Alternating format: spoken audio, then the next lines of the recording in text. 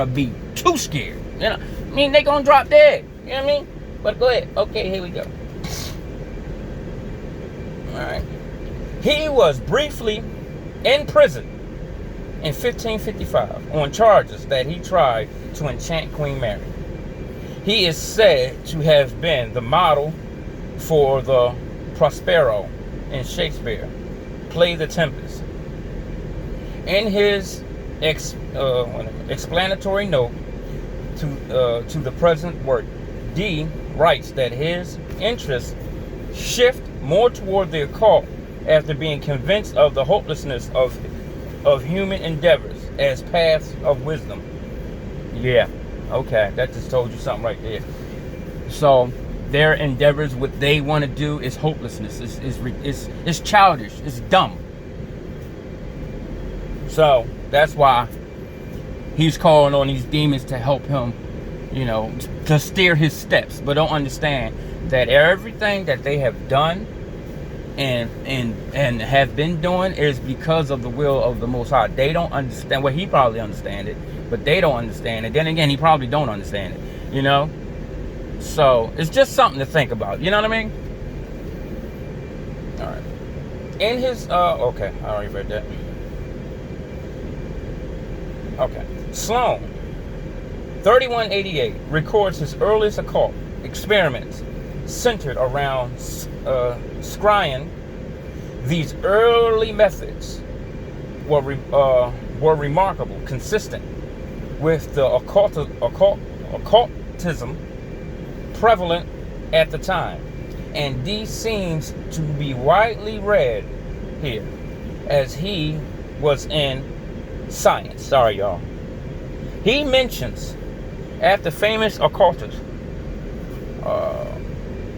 Cornelius Agrippa and Joanne Ruchelin, the wide-known Hippotemeron of Peter Diabano, and abattoirs of magic are also mentioned, even though he did not include them in his externia. What is this? Bibliotheca. The interest in angelology is indicated by his heavy enunciations of such works as what is this? Placido, Dionysius, I don't know the name, but Coliestis, Hieracia, Richard, Saint Victor, De Super Divina Trinitate, 1510, Scholingers, Extra Carum, or something like that. There have been a number of certain books and movies with the theme of these magic. Told y'all they put this stuff in these movies, y'all. Excitinationum Liber Decimus, 1557. Pompolus, all these crazy names, y'all. I can't read all these names. All right. So, although Dee was careful not to catalog his more dangerous volumes, other sources can be identified or deduced.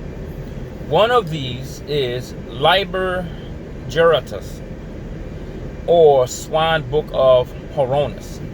Sloan, 313.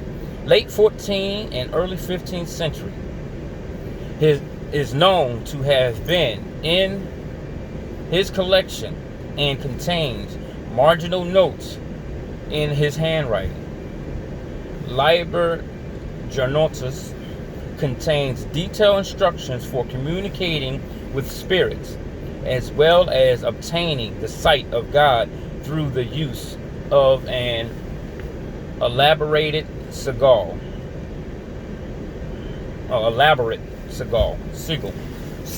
yeah, named the Sigillum de EMS. D is directed by the angels to use this sigil, which is already perfected by the bulk of things. D is also promised the sight of God. Vidibus Diem, another source that D mentions in his magical text. Alderia Sai Sagoya, discussed below. Well, that was a note, y'all, sorry. Which has squares of magical letters and heavy astrological elements. In addition to these, I believe that two other magical texts can be identified as having been used by D. The first is Sloan 3849, Article 1, manner of proceeding in order to discover in the crystal. You hear that? Crystals. You hear this? The stones, y'all. In which the three angels, Archer, Anarcher, and Analius, are central. This and similar text seems to be behind these first scrying session with Kelly, in which they tried to call forth these three spirits. Another magical text I believe may have been used is Sloan 3854. The first part includes Article 4, the Book of Consecrations, and Article 5, Experimentia de Speculos. In the blank space between these two articles, folio 75R and the second hand, which I believe can be identified as Edward Kelly's writing, which has written some notes. This manuscript is also bound with most complete and correct manuscripts of Liber Juratus that I have seen.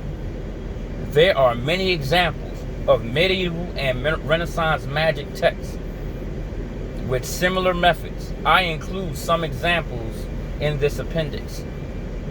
These systems started with some Hebrew-centered Kabbalah like that he found in the writings of Rochelin. The Kabbalists accept abound, including his use of Hebrew etymology, traditional Hebrew names of God and angels, and extracting names from tables of letters. A, La, Abafala, Al-Bolafia.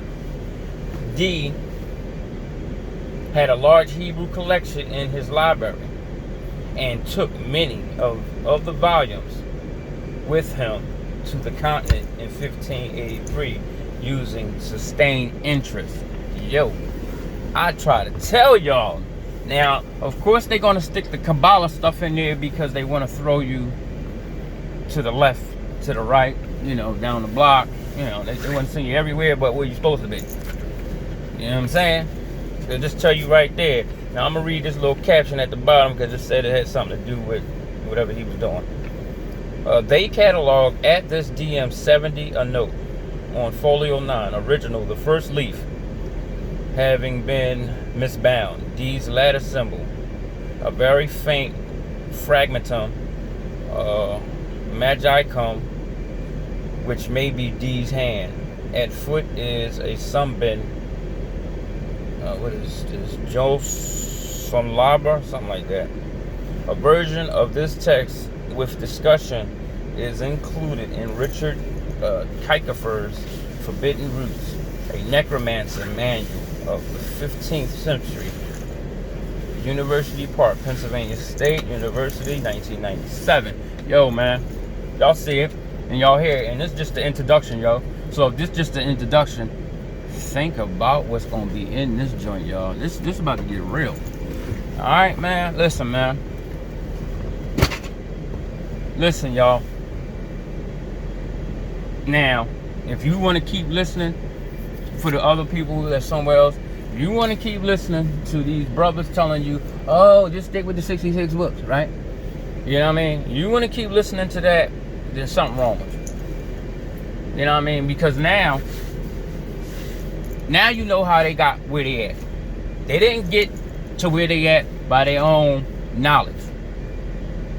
You know what I'm saying? They needed help. You know why they needed help? Because they don't know nothing. So, who's the dummies? You know what I mean? Wake up, y'all. For real, man. It's time, man. Wake up, player. Alright, listen. I want everybody to leave me a comment. Because what I'm going to do, I'm going to push this gathering. I'm going to push us coming together, meeting in a giant park. I don't know where. You know what I'm saying? I don't care. But I'm going to push it. That we need to come together fast. Or we can fast, you know, prior to coming together. And on the third day, come together. I don't know. That's why I'm asking for suggestions. I'm sorry. Of course somebody will be calling me. All right, y'all. Shalom.